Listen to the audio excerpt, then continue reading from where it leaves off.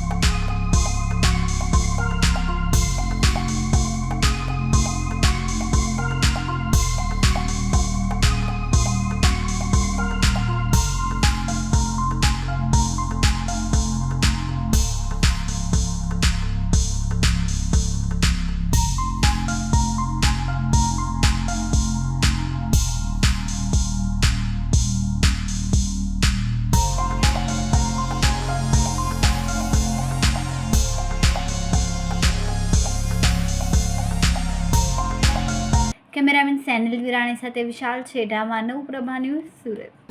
અમારા વિડીયોની નવી અપડેટ મેળવવા માટે સબસ્ક્રાઇબ કરો માનવપ્રભા ન્યૂઝ ચેનલને, બેલ આઇકન ક્લિક કરો લેટેસ્ટ વિડીયો સૌથી પહેલા મેળવવા માટે।